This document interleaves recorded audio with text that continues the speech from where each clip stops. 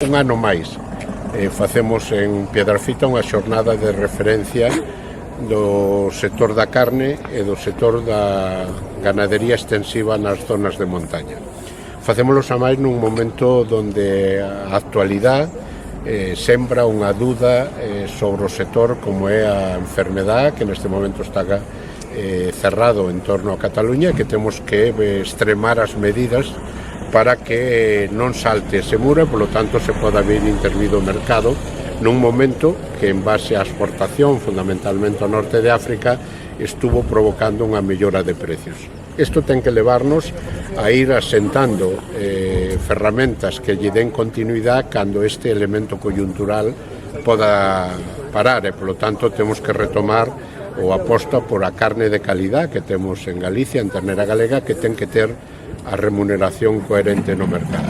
Ven tamén nun momento, como falará despois, contamos tamén co recén elixido secretario xeral da Unión de Pequenos Agricultores, que nos fará probablemente unha referencia tamén aos nubarrós que se acercan na próxima reforma da PAC, non só por o terreno de menguar presupuestariamente a cantidade, senón tamén pola reorientación da desaparición do segundo pilar que tantos fondos generaba en zonas con dificultades específicas para exercer a actividade. E o terceiro das reflexións que nos permite, ligando co que decía o alcalde, que do relevo xeneracional, nun sitio onde siga habendo moitas explotacións con problemas de relevo xeneracional, porque probablemente non é só un problema de economía, non é só de que sean as granxas rentables, senón que ten que ser que vivir no rural ten que ser vivir nunha zona cos mesmos servicios que calquera outra zona. Non pode ser que teñamos máis de 60 concellos sin unha sola oficina bancaria, non pode ser que cando hai que recortar médicos ou pediatras se termina facendo nas zonas que están todavía máis lonxe das cidades, non pode ser que cando se cerran colexios se cerren nesas zonas. Vivir no rural e xestionar o territorio é máis barato que ter que xestionar os incendios e o lume. Un pouco desa reflexión de poñer en valor o que está facendo unha comarca e un concello como este é do que tratan as xornadas de hoxe. Poñer en valor o que facemos, poñerlle precio ao que facemos e, sobre todo, garantizar que ese cambio de xestión do territorio, vendo a catástrofe dos lumes últimamente, pasa porque haxa xente que ocupe o territorio, que viva nas aldeas, e iso non pode ser a cambio de que perdan direitos na educación, na sanidade ou nos servicios públicos. Non hemos logrado cambiar ese concepto de que nos dan subvencións. Está asumindo unha sociedade que prácticamente no campo vivimos de subvencións. E se hai un sector que explica que non son subvencións é o sector da carne. Cando se pagaba un kilo de carne a 4,20, a 4,30 e costaba producirlo, según a administración, 7 euros, eses 3 euros de diferencia era o que compensaba esa axuda. Por lo tanto, para poder vender un kilo de carne a 4,30 e poderlo comprar na carnicería ao consumidor a 7,20, era onde estaba precisamente esa axuda. A quen beneficiaba a axuda? Ao consumidor. Para os produtores de carne, a política agraria común é sustancial. É moi importante que haxa cartos. É moi importante que non baixemos os cartos que se dedican á agricultura e á ganadería.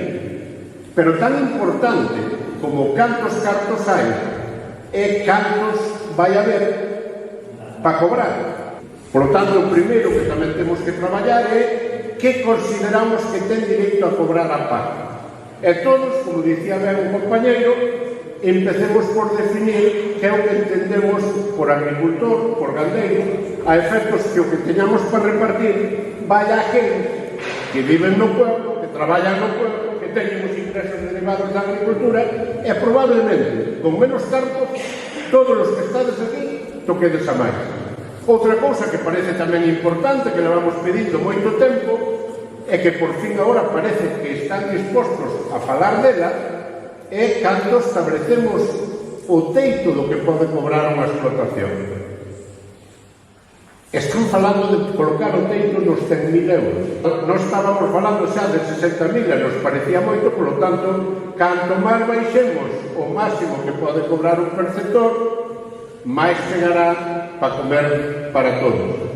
Sempre se di, o que quere comer á parte, é porque Galicia, desde a época Fraga, leva destinado máis de 4.000 millóns de euros a comprar e manter dispositivos de loita contra o lume.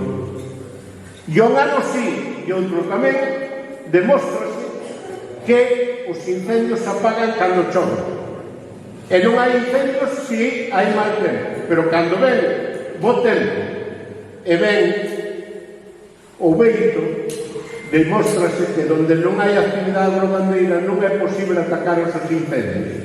Por lo tanto, si 4.000 millóns de euros en loita contra o incendio trae como consecuencia que cada vez hai menos lumes, pero máis grandes, tenemos que atacar o primeiro dos problemas. E o primeiro dos problemas é que temos máis de 4.000 núcleos de población donde vive ninguna persona ou unha. Neses 4.000 núcleos de población, o problema de prevención de casas non se arregla mandándolle unha carta ao xubilado de 60 anos dicíndolle que ten que rozar e limpiar ese monte. A actividade gandeira, o papel que fai agricultores e gandeiros xestionando o territorio, ten que ter un valor medioambiental, ten que contemplarse na PAC, ten que contemplarse nas medidas de empleo do rural, porque moitas pequenas explotacións de 20 ou 30 vacas teñen unha difícil viabilidade económica, pero se a maiores, gandeiros e titular da explotación ten un complemento económico de peonadas de empleo para xogar a limpiar e prevenir os lumes, axudar a traballar, porque é o verdadeiro GPS cando cheguen as brigadas do outro lado para saber onde están os camiños, onde está a posibilidade de andar con esos camións, estaríamos generando recursos por rural, porque aparte das vacas teríamos ingresos por empleo. Estamos no momento de poder exigir ese papel e de cobrar esos